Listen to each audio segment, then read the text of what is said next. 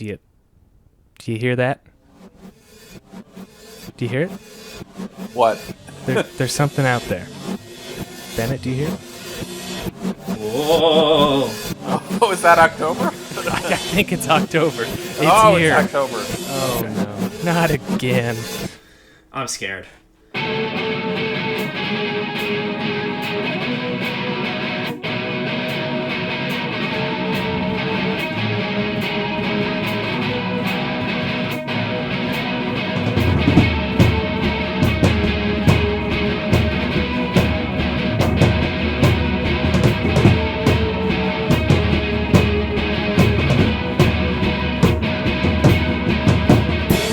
Let's get down to business. Have either of you ever seen a work of art that either just completely absorbed you or disoriented you? Are you referring to the Stendhal Syndrome? Potentially. Potentially. Yeah, I mean, I have. I have never been institutionalized because of a piece of art or, taken to the hospital. But, yeah, I mean, I actually think, I think most art lovers have had, movie, music, whatever, have had some kind of, like, quasi-religious experience in the movie theater. I mean, that's why we're spending our Sundays on podcasts, talking about them, is because there was this time we had an out-of-body experience at the movie theater, or listening to music, or at the art museum, or somewhere. I mean, the one that stuck with me was going to Star Wars when I was like 5, and just feeling just completely lost inside the movie, and kind of looking around in the theater sometime in the middle, and just remembering that I was in a theater. And that's a feeling that's hard to get when you're older, but reminded me a lot of Argento's Stendhal Syndrome, and her getting absorbed into the artworks. Mm-hmm. What about you, Bennett? So again, I've never been formally diagnosed with Stendhal Syndrome. It is a phrase I use quite a lot, though, on Twitter in talking about what an overwhelming buffet I find cinema to be. I'm constantly overcome. Like, I really try to treat every day like a chance to eat at the trough. So when I'm watching like 3 or 4, like 5-baggers back to back, I'll often tweet like, "I've got Stendhal Syndrome over here." One thing that sticks out is Scott McDonald's intro to cinema class. One day he'd programmed Window Water Baby Moving, Blood of the Beasts, and The Act of Seeing with One's Own Eyes, another brackage, all on like the same day. And that was an intense experience. I remember that being one of the times that I was sort of like really overcome and like unable to articulate the effect a bunch of art had on me. But no, I'm with you. It's why you go to the cinema, to feel overcome like that. I mean, just recently, Elvis, the ending of Elvis really got me to a point where I was overcome with emotion. And that is, akin to Stendhal Syndrome in a way. It's one of those phrases like Proustian moment that I use all the time. And another one that comes to mind, which was more of a Proustian moment, I sort of wrote about this in my essay on Cold War a couple of years ago. That movie, the first production number from the company in that like sent me back in time to when I was a kid, and we saw the troupe that it's sort of based on, and I literally just started like bawling. It was like this incredible experience. That is probably the closest I've ever come to like spreading paint on myself, I think. Yeah. No, and you get even little touches. I mean, anytime you start weeping in a film, I mean, you've lost touch with reality, right? I mean, there's nothing to weep about. I mean, you're just sitting in a theater. It's it's all make believe.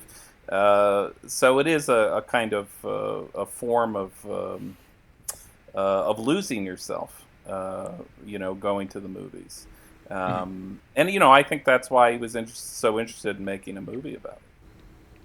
I don't want to get too far ahead of us, but ahead of ourselves. But there's a sequence in the film where she meets a guy, Michel, who is I think it's Michel, right? And he's talking about all of the Italian painters he loves, and it's just going like this and this, and like everyone is just like everyone's like in reverie over these painters. I feel like if you replace that with like listing off, Clint Eastwood and Abel Ferrara and Sue Friedrich, that'd be me. Marie is his name. Marie, that's it. Yeah, sorry. Yeah, absolutely. I mean, there's in Scorsese's first film, Who's That Knocking on My Door? There's a very similar scene with Harvey Keitel where he's just like, talking to this girl and sort of having the worst date ever because he's just talking about movies. How much he loves John Wayne, right? Yeah, and how much he loves John Wayne, and to this girl, I'm sure is noticing that he's not really asking her any questions about herself. I had a similar experience to that, actually, going to see A Star Is Born on a date, the Bradley Cooper one. I feel like my being like overcome with emotion was very unattractive. Was very unattractive, yeah. It's a beautiful movie, Well, Bennett, that's 2 episodes in a row you've got the Star Is Born reference in before. Wait, I've got a Lynch reference queued up too, and I don't mean to be the CinemaSins guy, so get ready. We're gonna hit all the beats. I hope everyone's got their drinks ready at home. Well, that's why we're here, for Bennett hitting all those beats. But we are here because it is once again October, and we're doing the same thing we did last year, but we're taking it international. So my name's Craig Wright. I'm the host of Split Picks. And this is our 4th year of doing October Horror and the 2nd year of doing a Split Pick series on some of the great directors. We got to give credit to Jim Hickox, though, because he said, what if instead of looking at more American greats this year, we take it international? And I think it was everyone at once went, okay, Italy, Japan. So we all decided Italy's the first place we wanted to go. So this year, we're going to talk about all things giallo, black gloves, excess blood, all of those good things that the Italians are so great at.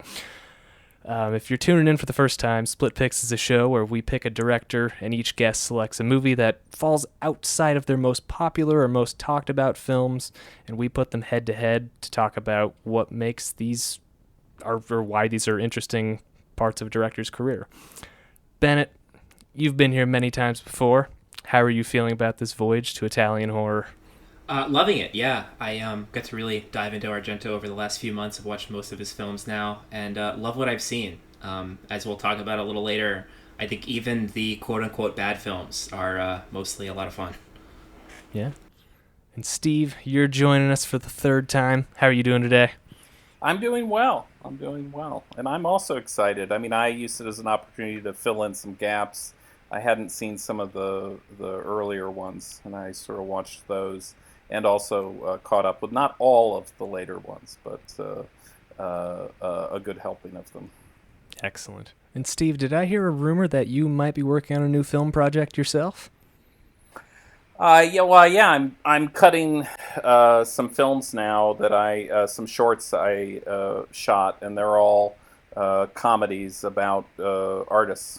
Okay. And so it sort of goes along with some of the writing I've been doing for you guys on artists on film, art and artists on film. Awesome. That sounds great. Mm-hmm. Cool. Well, you guys ready to get going? All right, yeah. Let's do it, yeah. Cool. So we're taking a look at a director today who has made some of the greatest horror movies, moments, and menaces ever captured on film. We'll be debating this portion later, but he's also had some flops and some oopsies. But Steve, let's start with you. What film did you select today, and briefly what stands out about it to you? Well, I chose the Stendhal Syndrome. The Stendhal Syndrome is 1996, and it stars his daughter, Asia Argento, sometimes here called Asia Argento, but I believe it's pronounced Asia. It is about basically what happened is he read an article about this condition in Florence, which is the largest center of Renaissance art in the world. So it's like this sort of glowing sphere of Renaissance energy, art energy. And apparently there are multiple cases in the psychiatric hospital of people being put into such a state from all of the Renaissance art that it sort of sends them into kind of a disoriented fugue state. And that they've given this a name, the Stendhal Syndrome, being overcome by a work of art. And he was very interested in this, read the book and wanted to write a movie about it.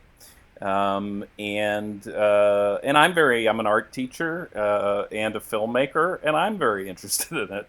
And so I wanted to take a look at this film I hadn't seen before.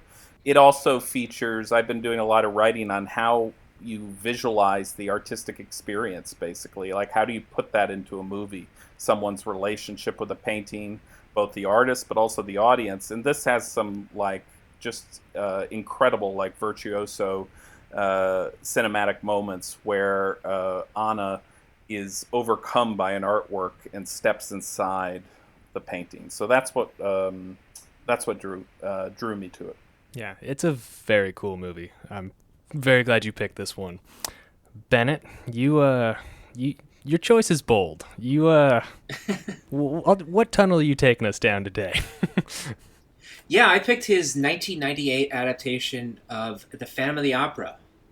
I just think it's a great film. I think it throws a lot of stuff at the wall. I think a whole lot of it sticks. I think there are some really unusual optical effects that I've only seen in like literally one other film. That's Ari Romero's The Lady and the Duke. I think it's like the only film I could think of with anything like this. Are you talking about the rooftop stuff? Yeah, the rooftop stuff is just, for me, I shared a review on Twitter. Yeah, Tim and Eric, yeah, it's a little, I'll call it half hokey. But I think also, and we talked about this a little bit off mic, so one of the things that really defines Giallo and Argento's films in particular is this sort of dreamlike structure. You know, with a gun to your head, you couldn't describe the plot of a lot of these movies. Phantom of the Opera, he's moored to a classic piece of literature that's not only a well-known piece of literature, but has a plot that is, you know, widely adapted. Phantom of the Opera is one of those things like Cyrano or like Romeo and Juliet that's been interpolated in a lot of different ways. We all sort of basically know the format. He kind of adapts it in his own film Opera, probably my favorite of his films. So it's cool to see him on the rails in a certain way, and it's great to see how Argento defines on the rails, because it is I don't know, a film that most people would call unusual, to say the least. You guys both described it as strange, certainly before we got on the mic. One of the great things about diving into his work in preparation for this has been watching some of the kind of less renowned films, the newer ones, and realizing that they've got a lot to recommend them. And I think these two in particular are sort of bridges between his classic era and what's regarded as, you know, some embarrassingly bad films. And I think these are the cream of the post-'80s crop. But also, I think if you go in with these films and you sort of learn to appreciate these films, I think you can find some stuff to like in Sleepless and Trauma and Do You Like Hitchcock even. I haven't seen Giallo, so I can't speak for Giallo. By all accounts, it's not very good. But I'm interested to see it. So I do want to say before we get going, this is not going to be a career look at Argento. If you want a great look at what he's done, everything about him, the Pink Smoke podcast, they have an almost 4.5 hour episode where they go through everything. We're not going to do that. We're looking at a snapshot, and Bennett, like you mentioned, this is a really interesting pivot point because these movies were back-to-back in his career. I tend to agree with what you said, where there's one that's pretty darn great and one that's pretty darn bad. I guess you didn't say it's bad, but you know, it is, his career really changed in this era. But yeah, we're going to take a look at the Stendhal Syndrome first because it was made first. We'll go chronologically. But Steve, you mentioned that, you know, he'd read an article about the Stendhal Syndrome, and I did pick up his book, Fear, his autobiography. And in it, he mentions that when he read that article, he had a flashback to when he was 14 or 15. His family was on vacation in Greece, and they went to visit the Parthenon. And he says he experienced Stendhal Syndrome himself, and he could feel the faces in the walls talking to him. He kind of felt like the horses were running past him, and he passed out almost and fainted and couldn't find his way home because he lost his parents, and so it took him hours to get back to the hotel. But once he read that article, he decided it was time to make that movie, and so that's where it came from. And I read that story too, and I love it because it sort of says, you know, what's good about him. You know, he's an incredibly sensitive artist who feels space. He feels physical space. The beginning of this film is, you know, whatever you might say about the second half of this film, the beginning of this film really is magnificent. Yeah. And you're following Anna, who's played by his daughter, Asia, and she's going through the museum in Florence, and she's being slowly enveloped into the artwork. It starts speaking to her. You start seeing little flashes of noises. The painting comes alive. You're hearing sounds of the painting. And at one moment, he's looking at this person drown. She's looking at this person drowning in the painting. And Argento cuts to this sort of early CGI imagery of, floating over water, and sort of, you get kind of a real sort of three-dimensional quality. And that bridges us over into a cut where she dives, she's diving into the painting and is in the ocean. It's such a clever way of making the experience of viewing a kind of flat, not kind of, but a flat two-dimensional artwork, and how affecting, how fully four-dimensional that can feel when you're enveloped in a painting. And he's able to use that kind of early CGI graphic to make you sort of push through and enter that painting with her. And then in the undersea world, this giant grouper fish comes up and forces this kiss on her, and sort of covers over his mouth. And that's basically, in a nutshell, what the movie is. It's this experience of going inside a piece of artwork, and then danger appearing, and that it actually injuring or hurting you, and not being able to get out. This experience he had, I think, in the museum when he was a boy, is something I think a lot of artists have, like we were talking about, and art lovers have with art, a feeling of being completely overwhelmed by it. And I think the dark corners of his personality and who he is, he wants to kind of explore how bad that can get, and it gets quite horrific. Yeah. So, Steve, I want to pause you quick right there. Yeah. You mentioned you've had a series about the artistic experience being shown on film. Can you just give us a little intro about how you started thinking about that and where the series has taken you?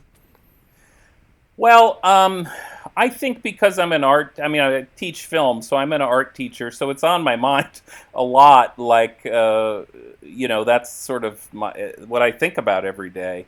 And so when I see films, particularly artists' biographies, biopics, I find myself consistently underwhelmed with how literal they can be towards sort of translating that experience that artist has making their work into a film. That they can think that you just kind of plonk down a song or do a couple brushstrokes, and you're really getting the essence of who that artist is, and any kind of reproduction on film of the experience an audience might have with that artwork. And I just find there are a lot of interesting sort of cinematic challenges in doing that, in translating another art form into cinema. Things that you wouldn't, and I found, teaching that students don't normally think of, that, the moment you put a painting on film, even though painters create depth in a painting, it flattens the painting once you put it on film. It's completely flattened. Mm-hmm. And so, what I was talking about there earlier with what Argento is doing is he's bringing back the third dimension into the painting. And that's, of course, what painters study with learning rules of perspective and all of that. But when you put something like a painting on film, it's not the same as seeing it in the museum. And you've got Argento as someone whose art is always kind of in the wings. Yes. He has some films like Tenebre that is about a writer, but a lot of times it's in the wings. It's the Dance Academy in Suspiria. It's opera. It doesn't often take art on like head on. It's often in the wings, as I said. It's sort of a milieu. Yeah. Mm-hmm. What Argento captures really well with this sort of primitive CGI here, I'm glad that it's not just her walking into like a picture of the painting. Yeah. It's some new kind of like third version. It's not quite just a picture of the painting. It's not the painting itself. It's this trying to create some sort of like new space where she can walk in it. It's very much the experience of like coming to terms with like actually seeing a painting that you've like read a lot about or like seen recreated a bunch. And I think that works really well. I think it's like it's like all the more effective for what's quote unquote bad about it. The fact that it's like primitive looking CGI. We're almost like watching her paint it in her head over again or something. Yeah, there is. I mean, I like that you pointed out that, because there's if she had just walked into that painting literally, it is almost too literal. Just to kind of, oh, I'm inside the painting, look at me. It is an actual experience that you go through, and it's cinematic. You're cutting to soaring through water, and then a cut, and she dives and she's in the ocean. It uses editing to create the brushstroke. And that's what you have to do, is figure out, how do I change brushstrokes into cuts? How do I actually translate this into film? Oh, and it just builds to that moment so beautifully, yes. too. He builds to that the same way he would to like a big opening murder in another of his films. This is really one of his best sequences in all of his work. It does have that, as Bennett says, that slow build to it. There's a wonderful moment before where she gets taken over by the kind of violent screams in a more warlike painting, and she goes to try to touch the surface of the painting, and then an alarm goes off. He's bringing us right up to the edge of that veil between the artistic world and the real world, and then that builds up to her eventually just going all the way in. But it's really nursed. First, she's outside the museum. She's passing all of these statues that sort of loom above her. And he's so graceful with his camera. His camera kind of slides by those low, and they loom over us. We're really feeling ourselves traveling through the space of outside the museum and then inside. It's very immersive. And that's what I just think that's really his great gift, is he really understands how to pull you into a space and get space to equal a psychological state. So it's that to me is his real gift. His knack to get a trip through space to get you into someone's mind or psychological state. And Steve, I just want to point out that I think you really summed this whole series up perfectly when you wrote about John Carpenter's In the Mouth of Madness, because that is essentially a movie about a guy reading a book. And yes. You just talk about how he creates this whole world where instead of just being like, on page 64, this happens, it's like, oh, no, there's the monster right there. And I just really love that essay. If you haven't read it yet, just do yourself a favor and go check that out. Well, thank you for the pitch. And I do like that film, and I think like Bennett's film and like my film, these are films that people don't watch as much. They're lesser, they're sort of deeper cuts. Yes. And there's a lot of value in these things. So before Stendhal Syndrome, Argento's last film was Trauma. Now this was a movie that he made partially because he had a family member who suffered from anorexia, and he was trying to essentially raise awareness in a way. There's also a lot more that is dark in that film, but I really like Trauma personally. I think it's a really good one. But I think it's probably important with this movie to say it is not going to be for everyone. There are some very graphic scenes of, violence and sexual violence, and if that's something you're not interested in seeing, I would just go ahead and say skip this movie. But I would steer way away from it. Yes. For that, it's upsetting, and it's good that you bring up Trauma, because this movie, I think the frustration with this movie for me is that it is about someone's relationship to art. It is also about trauma. Yeah. It is difficult to make those two things match up. Mm-hmm. And I find it a little frustrating. You kind of have to work it out on paper. But it's one of the things about Argento is that he writes, Bennett already brought up, he does write things with a kind of dream-like structure. Yeah. And as we know from our dreams, they don't always make sense. They often make sudden non sequiturs. It can be challenging. And there are real advantages to that. There are some moments in in Stendhal Syndrome that are some of the most frightening things I think he's ever done. And part of it is the way it just lurches forward suddenly.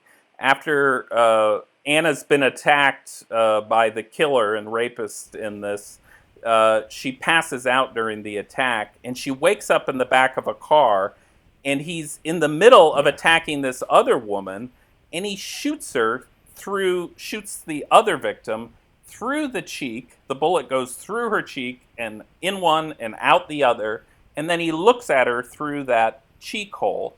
And now that's all very gross and on its own, but it's really the leap forward into the unknown that's so frightening. You have no idea where she is, how she got there. The omission of all of that is really terrifying. And the disorientation and the claustrophobia of being there. She's stuck in some little compact car with this woman getting attacked. And then, of course, the eyeball through the cheek hole kind of staring right at us. It's really quite brutal and quite horrifying. And yet, here we are. As people, I think all three of us watch a lot of horror. This is kind of what we watch for. These kind of very intense moments that we survive through. There is, I think, for horror lovers, a kind of therapeutic quality to surviving all of this ghastly business, and I think certainly Argento, who made a career of this, is something he thinks about quite a lot. And really quick, just to back up a bit. So in the film, Asia Argento she's like a 19-year-old detective, and she's on the anti-rape squad, and she's trying to find this guy who began as a rapist, and now he's raping and murdering people, and they don't know how to stop him. And then he tracks her down in a turn, and that's where it goes. He gives her a tip. I think he turns in an anonymous tip that the killer is going to be at the Uffizi Gallery, where she has the first sort of Stendhal Syndrome episode. You alluded earlier to the fact, Steve, that it's sort of a bifurcated film. I would say it's almost a film that's like a sequel to itself twice over. There is the first sort of episode of Stendhal Syndrome. She's assaulted by this guy who at first is like comforting her after the incident. She's assaulted by this guy around like half an hour in, is put on leave from the police force.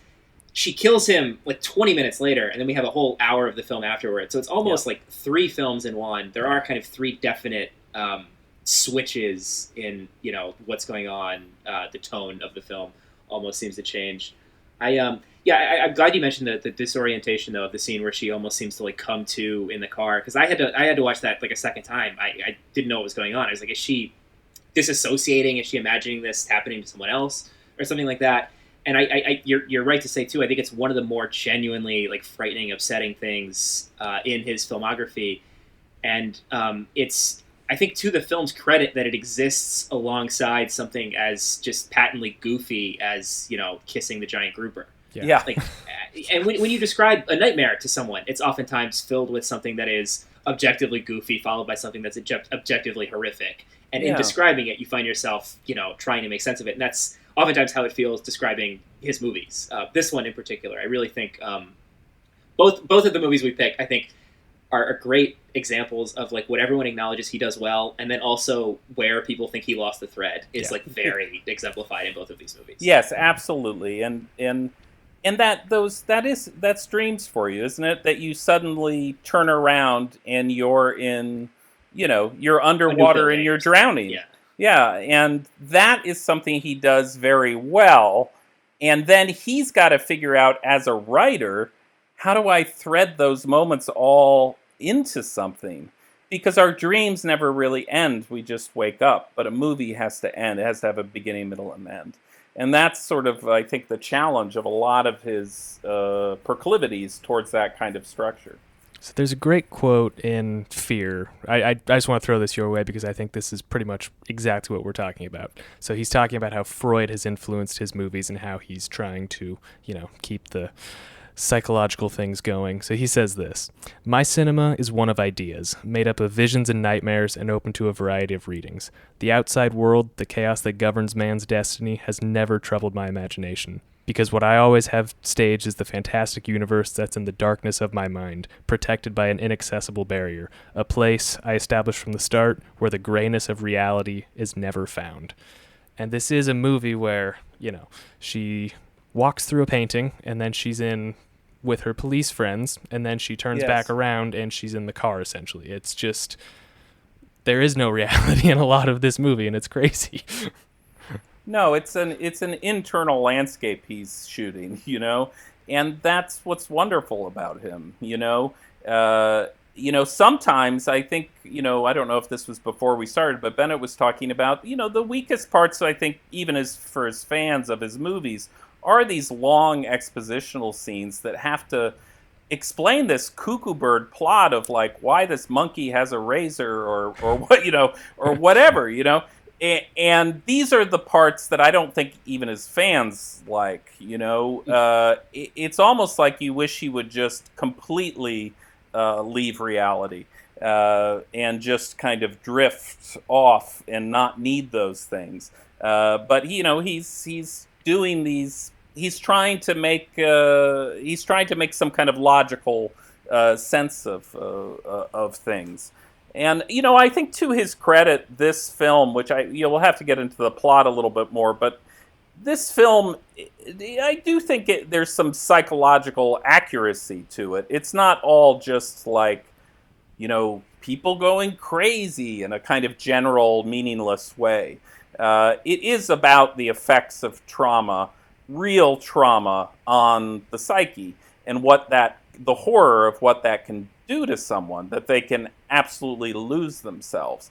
And I feel there's kind of more authenticity to the subject matter than there is in like his earlier stuff. This actually does seem accurate. And the basic plot of the film is that she is attacked twice by this person and raped, not graphically, but with a lot of emphasis on the pain and trauma of it.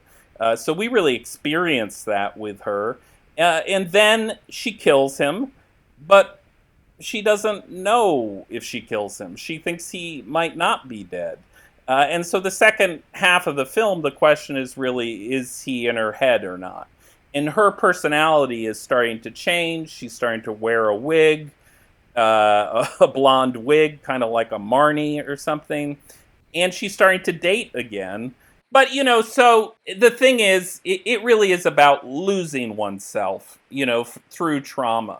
And I think the trouble with the movie is that it's also about losing oneself in art. And how those two things connect is a little fuzzy. Sometimes tenuous. And it can be almost like crass the way those are like juxtaposed against one another, I think. But I don't know. I think that was one of like the interesting lessons I've learned in like reading more about Argento and watching all of these films. I think it's so easy when like someone has like so much like bloodshed in their films, especially like a giallo director where it's all about just like elaborate setups and like the characters are these like ciphers who are just like in mousetraps to be like garroted by some guy in black gloves, basically. Yeah. Yes. It's very easy to dismiss that as like glib, but like I don't know, reading more about Argento, and maybe everyone just says this about their films, but he seems like someone who really like his psychology informs these films. He's really wrestling with like his psyche in this stuff. It's not just about setting people up to kill them. I don't know. I would think agree this with film, that. Trauma. There's a lot of those where it comes across, and it's clear he can marry those impulses, just being like a gross vulgarian and also being someone who's wrestling with a lot in their head. So Dario Argento really made his name making giallo films, and one of the biggest critiques of these is that they treat women terribly. There are violent murders and horrific endings.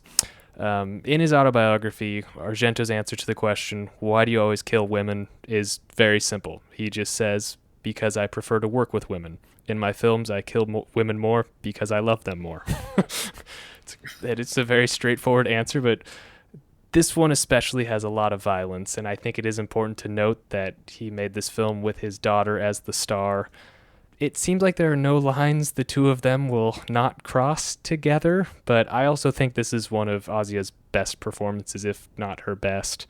I threw a lot at you there. Feel free to take any aspect that you want to answer, but there's a lot there.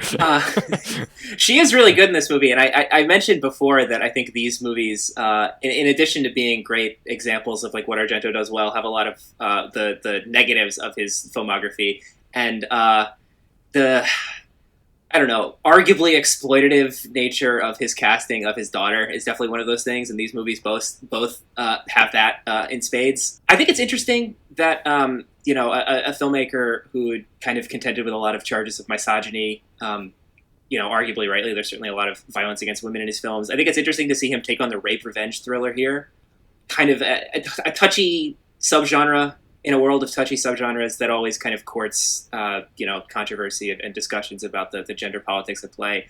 And yeah, I don't know, as is characteristic of him, I don't know that he escapes unscathed. I don't know. I've not read any like feminist criticism of this film, but I imagine there would be a lot to take issue with, in addition to maybe a lot to praise. Just my non-answer there. Yeah, I mean, the thing I would say about this film is that, I think it takes the effect of sexual violence incredibly seriously. Yeah. And it is not done in any way that focuses on anything but the pain of the woman involved. There's nothing fun or exploitative about it. Now, the fact that he's able to use his daughter doing it, I find very, very strange. Yes. As a father and a filmmaker. But I don't know what to say. I just, when I look at the work itself, and it is not terribly exploitative, and it's really quite serious in the psychological ramifications of this. That's kind of what the movie's all about. And so I'm okay with this movie, personally, but I would not recommend it to anybody, who's not, I don't know, you have to have a little bit of a thick skin for this. I find those 2 rape scenes are extremely painful, but if the movie doesn't really work if you don't share her trauma, because she makes a sudden switch at the end where you see she's murdering people. And there have been many switches like this throughout Argento's career. This is one of the only ones I've really believed. Yes. Because you've shared what she's gone through.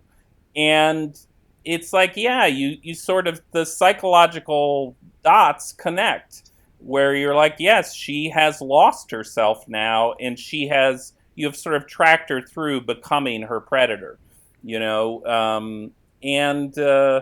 So, this is a kind of area of, working in horror that there are very few movies that you can give like a enthusiastic double thumbs up to. It's tough. I mean, I find Frenzy is a very interesting and I think more successful film, but it's also one I never feel like watching. This is a difficult thing to put yourself through. You're right to point out that I think the emphasis here is really on the traumatic nature of the experience. I think it's really one of the only movies I've ever seen that spends this long looking at sexual assault, where it never seems like it's at all trying to titillate, at all trying to make a crass spectacle of it. It really is about experiencing this and then, understanding kind of where that turn happens. I think it's crucial. Craig, you mentioned this in your notes document. That first rape scene, he cuts her lip with like a razor. And I think that's a really good example of something Argento does really well, which is like showing his characters experiencing like tiny bits of pain, or like near it. Not tiny, but like relatable, everyday sort of pain. Mm-hmm. Cutting your finger, cutting your lip. The most famous examples, of course, like the needles against the eyelid in opera. You can practically feel that. He does that really well, and I think having that like really pretty brutal rape scene have something like that to sort of start it off puts you in that headspace, and also like reminds you like the sort of gestures he's working with. Like, this is not the depiction of sexual assault by way of like Game of Thrones, Mm-hmm. I don't know, to shit on one of my favorite hobby horses, of course.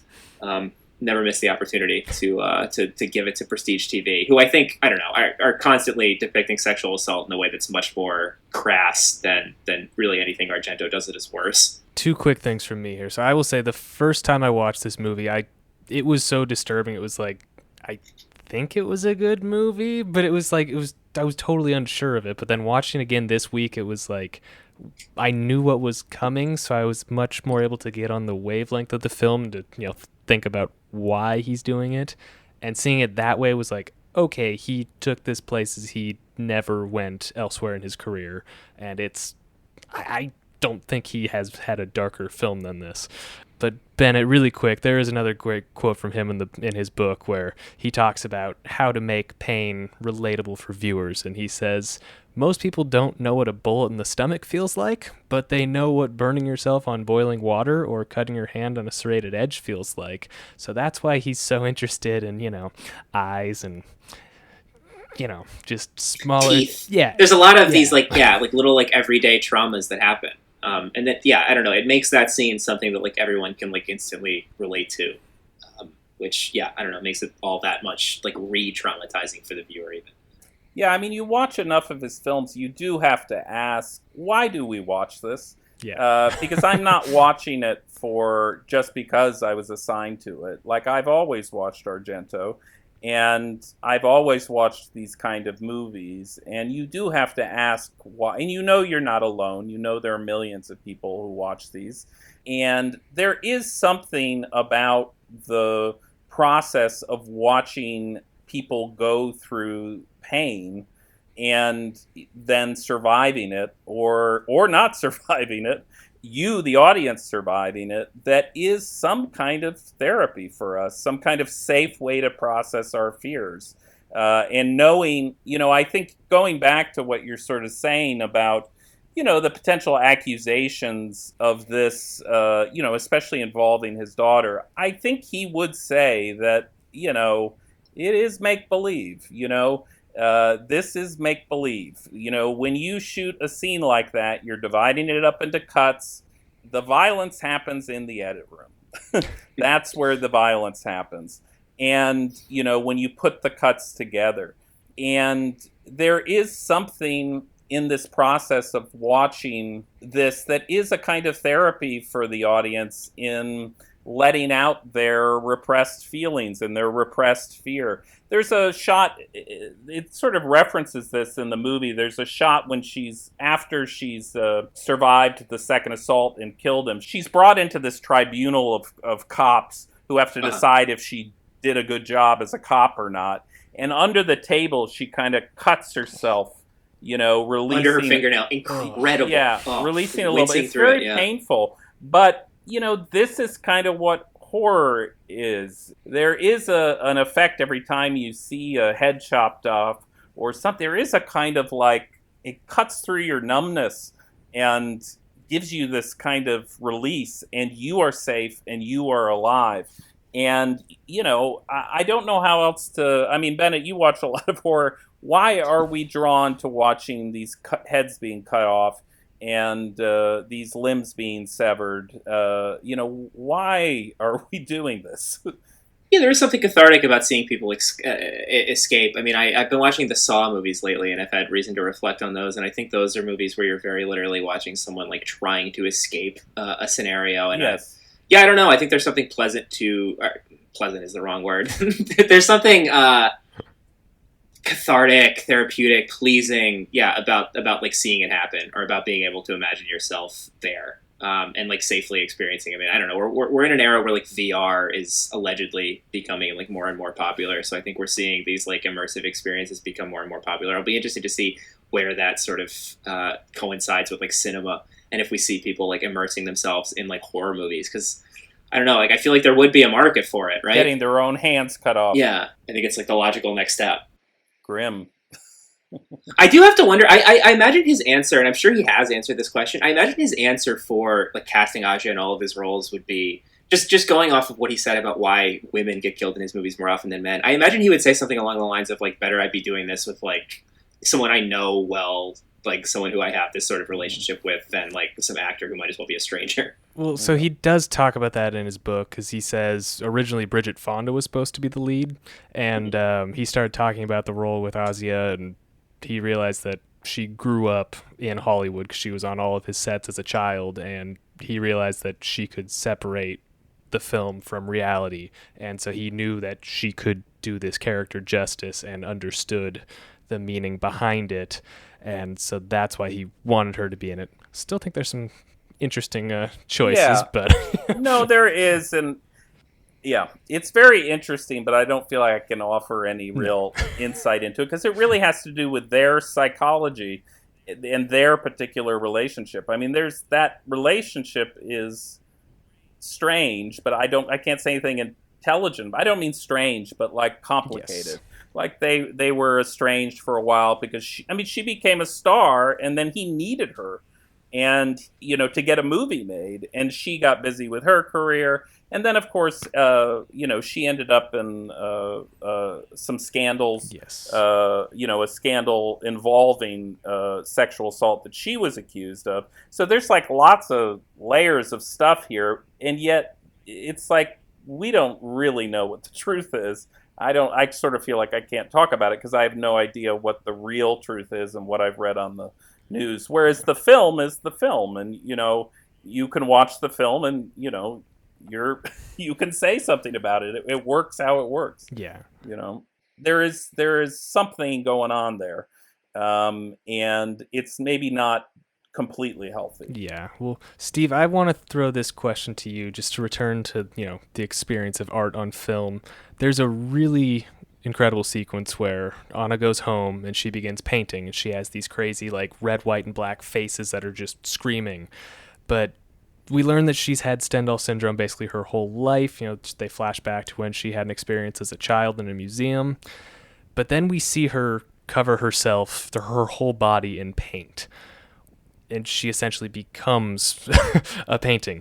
So I'm curious what you think this switch does for the movie, and how does this relate to seeing the artistic experience on film? Well, during her trauma, I mean, he is still following that thread of someone who is an art lover now trying to get it out of their system. They have trauma now, and they're trying to get it out of their system. I mean, the issue here is that there actually isn't an artist in the film. This is sort of her kind of art therapy on the wall, and it doesn't work. The trauma is too intense, and maybe her kind of ability to get it processed through art, it doesn't work. And that covering of covering herself in paint, it reads to me as like, this is my ultimate sort of expression of failure with painting to get out pain. It's a kind of writhing rather than a kind of celebration of like, I've gotten it out and I'm better now. It's the kind of futility of art being able to deal with this level of trauma from what she's been through. Yeah, it's like this cruder version of being immersed in a painting. It's like, if I can't walk into a painting in any sort of constructive way, let me like become a painting. I don't know. I wonder to what extent this is a like an autobiographical film for him. To what extent this is about sort of like wrestling with being fixated on art and making art and like what it's done to him. Because I don't know. I think there's something interesting to be said about like how she's both a victim and like a victimizer in the film, and like to what extent he feels that way as an artist.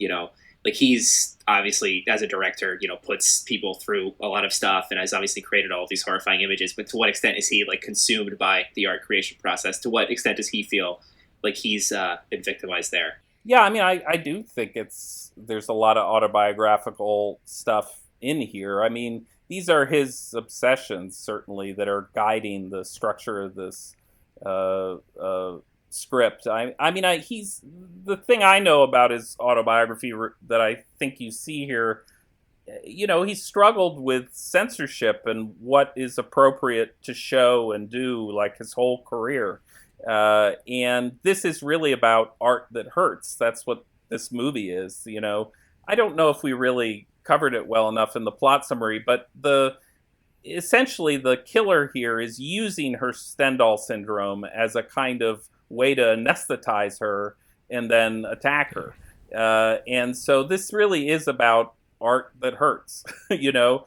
And that's what the accusations against him are, that, and I think probably are of most horror artists, is that you're hurting us. It's an extension of the kind of trigger conversation, is that you're triggering our trauma with your horror, and this is beyond what is acceptable drama, you know.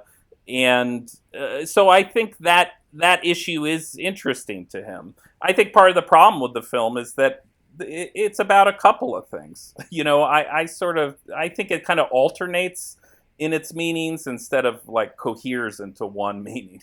It kind of alternates into different conversation topics about, you know, about trauma, about sort of the role of, you know, the horror artist, or, you know, and about our relationship with art, you know, and the director's relationship with art. It's kind of alternating between these things rather than being about one thing. Yeah. And I think to me, that's what makes it a little frustrating. But I really like the pieces of it. Like, I've talked to people who just kind of like the first half of this movie. I actually like the second half of the movie. I kind of just wish I wish it had a different first half to match that second half. You know, it sort of reminds me of Marnie, which I really like. You know, a sort of psychological exploration in which you're also kind of locked out of the person's experience. There's sort of something's changing in them, and there's a mystery inside them that you're trying to figure out, and you get these little glimpses of it. It's a movie that desperately needs a rewatch for me. I've always found it sort of inscrutable, but it's a good comparison. Yeah. I would say they definitely have a lot in common. The second half grew on me on a rewatch. Same. I watched this twice in 2 days. I would not say this should be the first Argento anyone goes to, but should be high on the list of kind of like deep cuts to check out for sure. Mm-hmm. I would agree, because I think it's just so easy. I think if you think you know what you're getting into with Argento, if you think you know giallo because of kind of like modern riffs on giallo, which, by the way, two things that need to go away in like contemporary horror movies are riffs on giallo and riffs on Polanski. If I never see another riff on the Apartment trilogy again, perfect. If you think you know what you're getting into, it's very easy to sort of dismiss it all as like style over substance, as just sort of like empty excess and colors and killing and gloves and like attractive women. But like you watch a movie like this and there's so much going on. There's so many ideas in like the soup here on top of all of like the signifiers that, you know, once you're prepped, once you've seen a handful of Argento films, this is like a perfect one to really dive into and sort of test whether or not he's a filmmaker that you want to, you know, really commit to. So that's probably a good portion to start wrapping Stendhal Syndrome up. So I just want to throw this your way because I think it's interesting. Argento said with this he was trying to make a more experimental film than he had in the past. He feels it's one of his most interesting films. Where do you feel this lands in his overall catalog? Well, I mean, Bennett kind of touched at it. I think of the ones that I've seen in the non kind of classic period, which I would end with opera probably. I like opera a lot. I mean, I think it's really one of his greater films. I think this is an important one to look at because, like he's saying, it has a lot of interesting ideas, and he's really exploring some like deep psychological issues and also visual strategies to sort of enter the psychological world of what happens when we engage with a painting. And so all these things that have been maybe more on the sidelines, like the dancers in Suspiria and that kind of that art environment, even in opera, he's kind of penetrating and going inside that. And it is different than his other work, as much as it's, you know, similar obsession. So, I mean, I would agree with, you know, this is one, if you're interested in Argento, this is one to check out. Yeah, I would say just honestly for me, besides the film we're about to talk about and the kind of recognized classics, I would say this is the best of his work for me. I would put this probably in my top 10. behind, yeah, like I said, the classics, Inferno, Tenebre, Suspiria, Deep Red, Opera, Phenomena, Bird with the Crystal Plumage, and then this, and Dark Glasses, I think. If you like Dark Glasses, give Stendhal Syndrome a watch. You're putting that up high? Oh, yeah, I'd put that in the top 10, for sure. I think I'm going to switch Really? Stendhal Syndrome and Dark Glasses. I have Dark Glasses at 9, Stendhal Syndrome at 10 right now. I think I'm going to switch them. The rewatch really sold Stendhal Syndrome for me. Yeah, I wouldn't put Dark Glasses that high, which is his most recent film. Steve, have you had a chance to see that yet? I have not seen that. There are a few I haven't seen. Dark Glasses, Dracula in 3D. You can pass on that. Yeah. I might watch it tonight. I'm excited. Yeah. I want to see it in 3D. I don't have glasses. Okay, well, we are going to wrap up the discussion of the Stendhal Syndrome here. We're going to be back tomorrow with part 2, looking at Dario Argento's The Phantom of the Opera. We'll see you then.